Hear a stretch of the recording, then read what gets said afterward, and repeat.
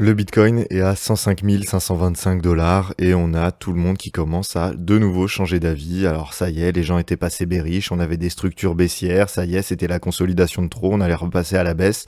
Et maintenant, ça y est, finalement, on va aller à l'ATH, etc. Donc est-ce que, graphiquement, est-ce que dans toutes les informations que vous aviez, vous avez des raisons d'avoir changé d'avis? Parce que là, c'est vraiment un cas d'école des portes de saloon, comme on dit. C'est-à-dire que vous décidez de vendre au top, etc.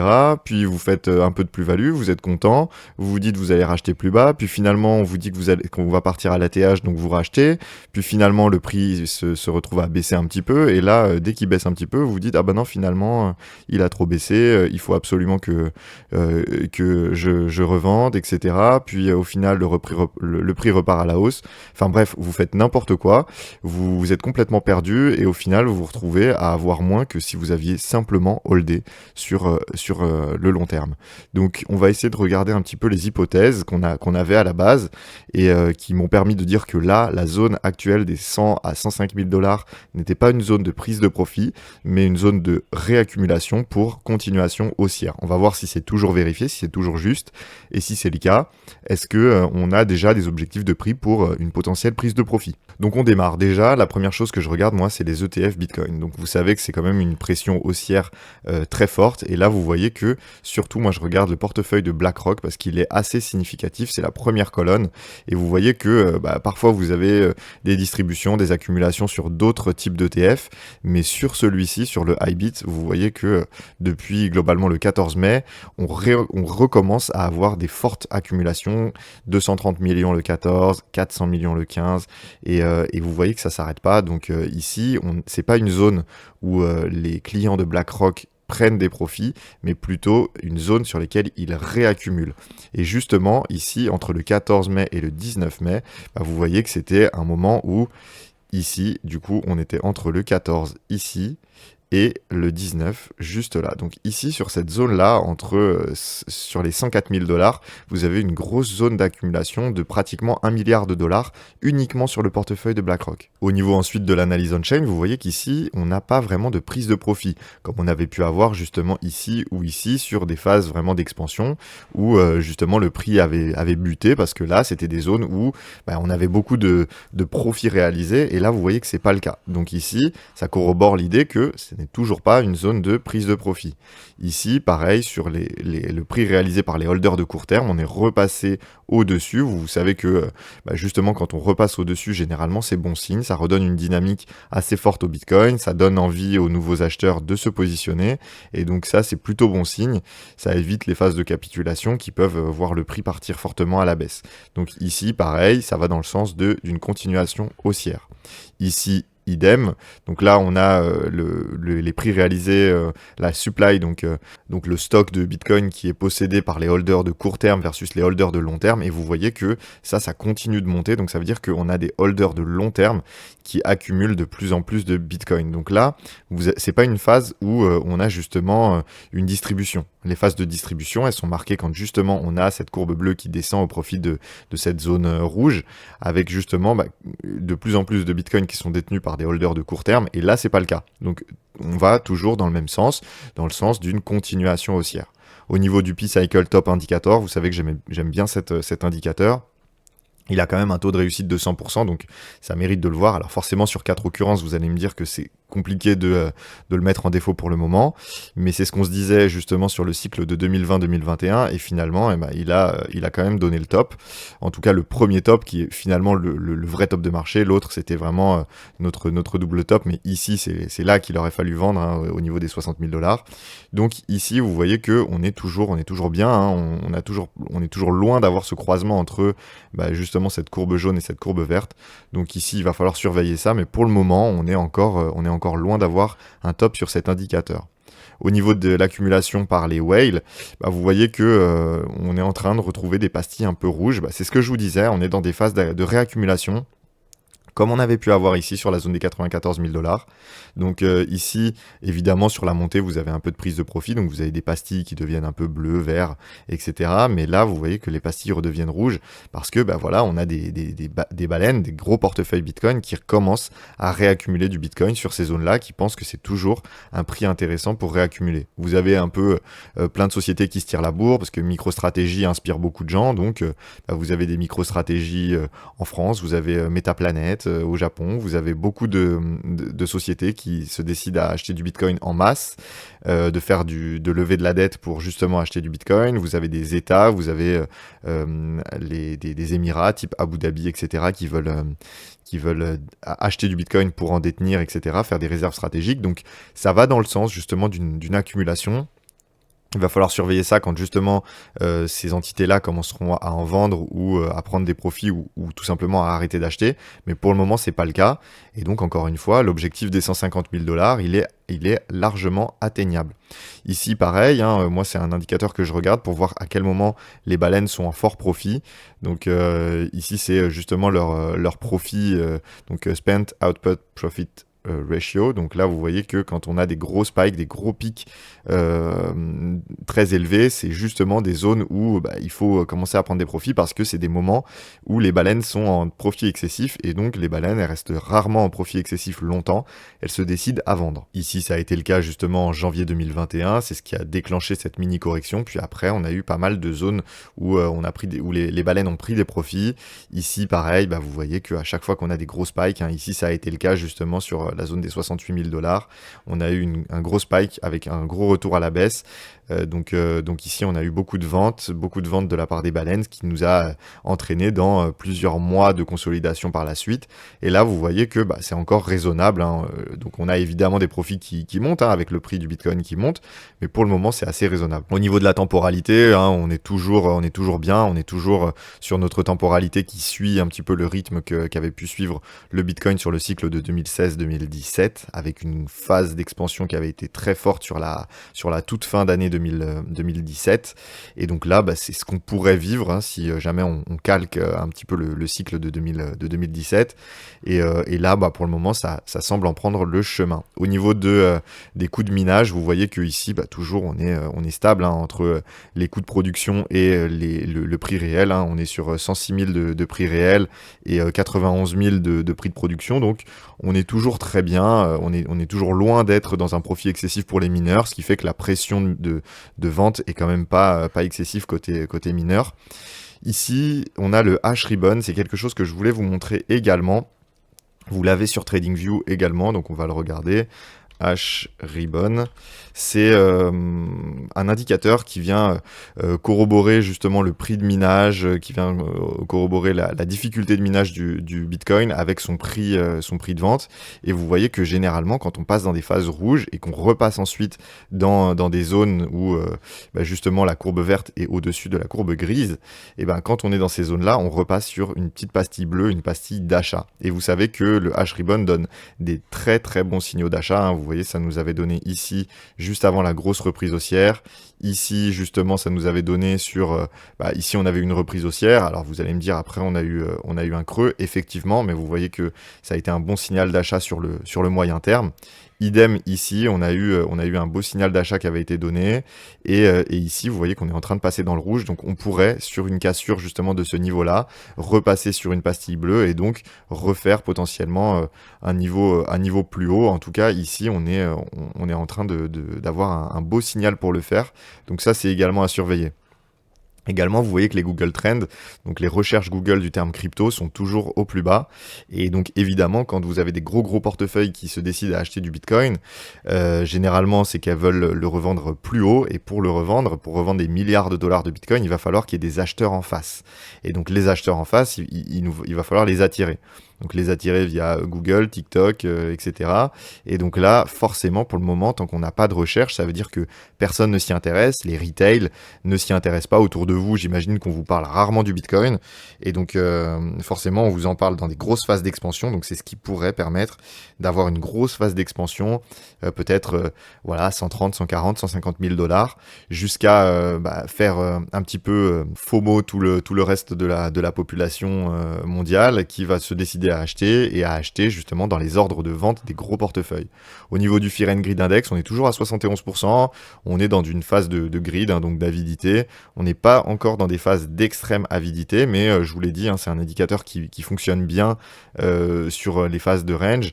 Mais en tendance, forcément, on peut rester comme ça sur des niveaux élevés pendant longtemps. C'est vraiment comme un RSI, il faut le prendre vraiment comme un RSI. C'est-à-dire qu'un RSI, vous pouvez faire attention quand justement on était dans une phase d'euphorie, puis d'un coup on perd cette phase d'euphorie. Là, ça devient dangereux. C'est comme un RSI où quand vous êtes en zone de surachat, au-dessus des 70% de RSI, en soi, c'est pas un problème. Ça devient un problème quand justement vous quittez cette zone de surachat. Ici, on est toujours sur 71%. Honnêtement, c'est pas plus mal. Ça veut dire qu'on a des investisseurs aussi qui sont prompts à rajouter de l'argent. C'est-à-dire que si on a un breakout, on a potentiellement des gens qui vont se dire finalement j'ai un peu d'épargne de côté, je vais racheter, et donc ça permet d'accompagner les phases de hausse. Alors qu'à l'inverse, les phases de disbelief, c'est bien, c'est-à-dire les phases où les personnes ne croient pas en la montée du Bitcoin, c'est bien aussi parce que ça permet de monter avec justement les contrats dérivés qui permettent de shorter le prix du Bitcoin. Donc si vous avez beaucoup d'investisseurs qui se décident à parier à la baisse, évidemment quand ils vont se retrouver perdants, ils vont clôturer leur position et donc racheter au marché, et ça va accompagner le prix. Donc ça, c'est pas mal, mais honnêtement, ça a une limite, c'est-à-dire qu'on a beaucoup des short squeeze, donc c'est-à-dire des montées très très fortes, et puis après, le prix a tendance à redescendre. Alors que quand la hausse est portée par beaucoup d'investisseurs, qu'on a justement beaucoup de personnes qui investissent petit à petit, c'est ça qui donne justement les grosses phases, comme on a pu avoir, par exemple, ici, sur les ETF Bitcoin, qui, avec leur approbation, ont généré beaucoup d'intérêt, et ça, vous avez vu que ça avait très fortement fait porter le prix du Bitcoin de 30 000 $ jusqu'à 70 000 $ quasiment. Au niveau du calendrier économique, là, cette semaine, on n'a pas vraiment excessivement beaucoup de choses à se mettre sous la dent. On a les inscriptions au chômage hebdo qui devraient être en ligne avec ce qu'on avait eu auparavant. Honnêtement, on en attend assez peu. On a les PMI, oui, qui vont nous donner un petit peu la force de l'économie quand on est aux alentours de... si on a un chiffre qui est plus haut que le chiffre prévisionnel, ça peut être un bon signe, mais honnêtement, c'est pas encore ça qui va driver le marché. On attend beaucoup plus ces chiffres-là vendredi 30 mai, donc pas cette semaine, mais la semaine suivante, avec les PCE Core, donc l'indice des prix à la consommation des ménages. Ça, c'est vraiment l'indicateur que regarde la Réserve fédérale américaine pour justement potentiellement ajuster sa politique monétaire, donc baisse de taux, quantitative easing, etc. Et évidemment, il va falloir surveiller ça parce qu'on a une inflation qui semble redémarrer. Alors évidemment, avec justement les droits de douane qui ont été quand même instaurés pendant un certain temps avec la Chine, puis même si on a réatteint des niveaux corrects, on va dire à 30%, on est loin des niveaux qui étaient auparavant ceux justement des droits de douane entre la Chine et les États-Unis. Donc il va falloir surveiller ça parce que forcément vous avez des grosses marques qui vont, si elles ont un petit peu de possibilité de répercuter leur prix sur leurs consommateurs, et elles vont forcément le faire, et ça vient augmenter les risques de reprise de l'inflation. Et ça, vous savez que la Réserve fédérale américaine n'aime pas du tout ça, et ils veulent rester sur les 2%. Donc ici on est à 1,92% d'inflation sur Trueflation. Mais sur les PCE Core, généralement, on a tendance à être plus haut que ce chiffre-là.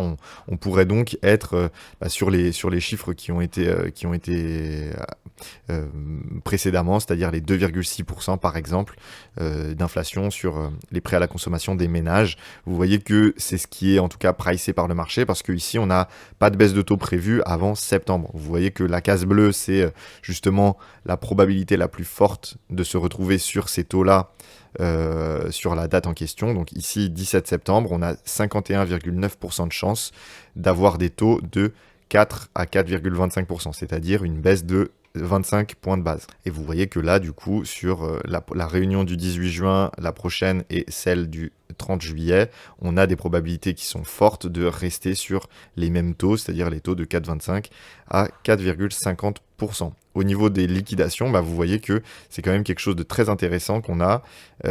Ici, vous voyez les liquidations qui sont en train d'être construites et qui sont justement prises par le marché.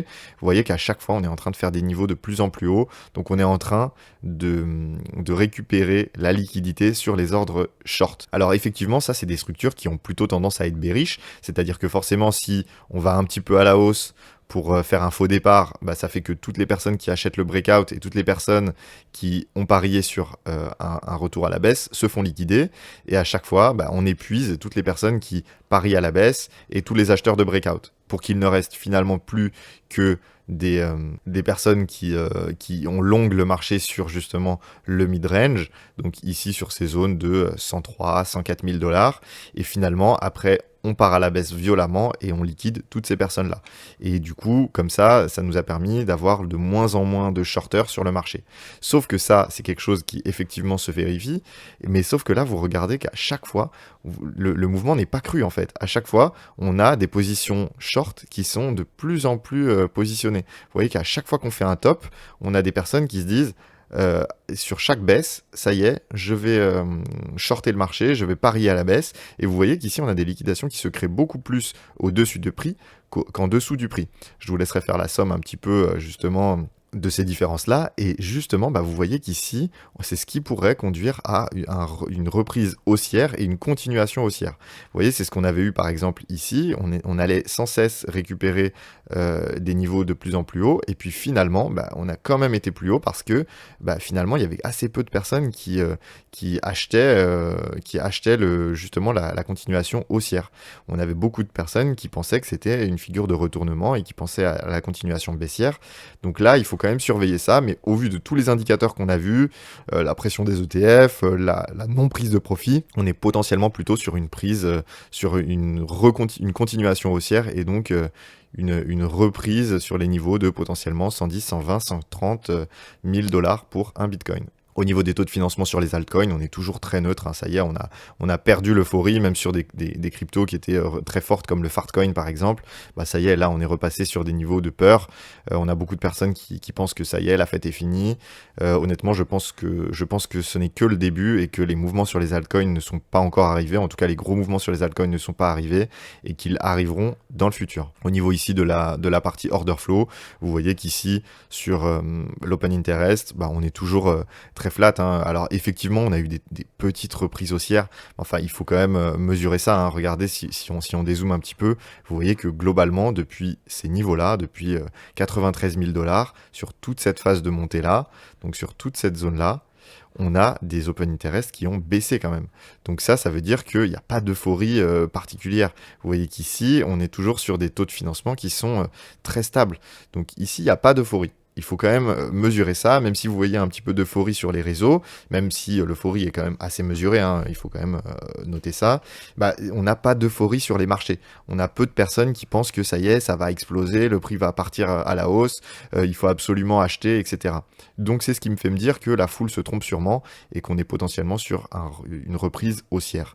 Donc ça nous donnerait comme objectif, hein, vous savez que moi je regarde souvent ces zones-là, donc les extensions de Fibonacci. Ici vous voyez qu'au niveau des extensions de Fibonacci, on est à chaque fois sur les niveaux qui sont assez justes. Hein. Vous voyez, si vous prenez cette zone-là, donc l'extension de Fibo du précédent range, ça nous tombe. On est venu aller chercher le prix pile poil dans cette zone. Idem, là, si on prend cette zone-là, c'est justement l'extension de Fibo entre le point le plus haut et le point le plus bas, bah on est là. Et là, justement, si on prend le point le plus haut, qui était justement ce niveau ici des 109 000 dollars lors de l'élection de Trump, et le point le plus bas qui était ici lors du 9 avril, du mercredi 9 avril, et ben ici, vous avez une potentielle zone qui pourrait voir le prix se garer à l'intérieur de cette zone-là, et donc entre les 130 000 et les 166 000 dollars. C'est pour ça que je pense que cette zone de mid-range au niveau des 150 000 dollars pourrait être atteint rapidement, et moi je pense à l'intérieur de l'été, donc sur les mois de juillet et août, je pense qu'on sera à l'intérieur de cette zone des 150 000 dollars. Encore une fois, c'est pas un conseil en investissement, c'est pour moi le scénario le plus probable, même si j'exclus pas le fait qu'on est potentiellement à retournement. Hein. On est évidemment sous résistance, on a quand même tendance à ne pas acheter sous résistance, donc il faut quand même surveiller ça, faire attention, et si on achète, on se protège bien entendu avec des ordres stop si on est sur les contrats dérivés, et sinon on met pas la totalité de notre portefeuille en crypto et on garde une partie en stablecoin si effectivement on s'est trompé. Voilà, j'espère que vous avez aimé cette vidéo. Si c'est le cas, n'hésitez pas à vous abonner, à liker. Pour rappel, on a toujours des places, il nous reste encore quelques places pour l'accompagnement en crypto-monnaie, donc c'est un accompagnement sur mesure. Vous avez tous les liens en description si vous voulez vous renseigner. En tout cas, on a encore des places dispo, donc n'hésitez pas. Merci.